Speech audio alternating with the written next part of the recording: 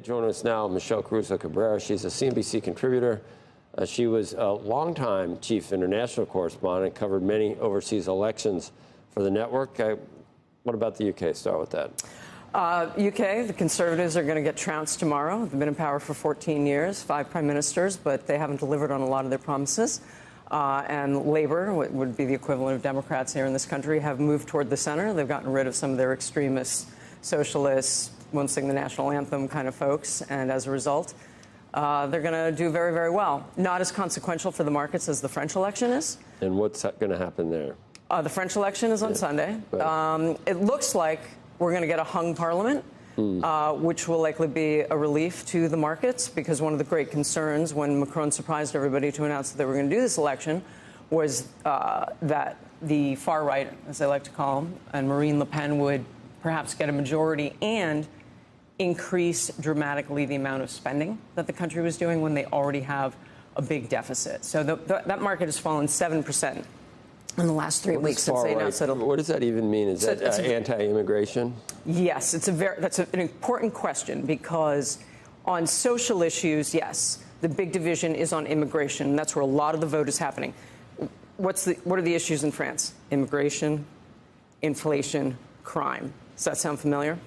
But what makes this different compared to the way we think about things in the United States is both the far right and the far left in France are big spenders.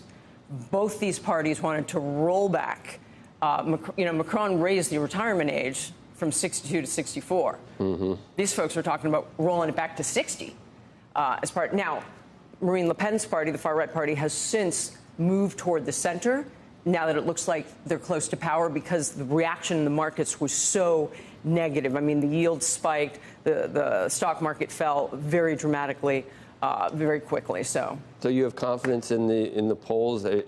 It's not going to be enough for Macron to have to resign. That was worries. Is that impossible? No, it's still possible he could resign. He's insisting that he will not resign. He can stay until 2027.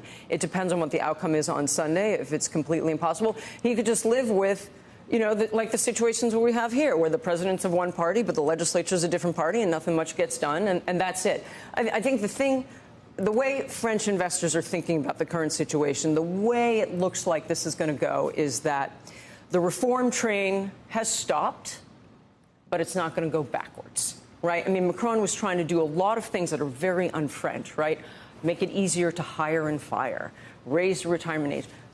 French people don't like that, right? They like state subsidies, they like state intervention, they like government control. They think these things are very good. And so, So factor in some of the things we saw in Germany with the pushback on the green policy. That's not as prevalent in France. They still have nuclear power there, don't they? So yeah, because remember, 70% of their power can be generated by nuclear power, and they didn't make the mistake that Germany did in the wake of Fukushima. It's not as front and center there? It's not as front and center. Energy prices are still a concern, much bigger concern in the UK, but yes, they are a concern in France as well. But immigration is much more of an issue there.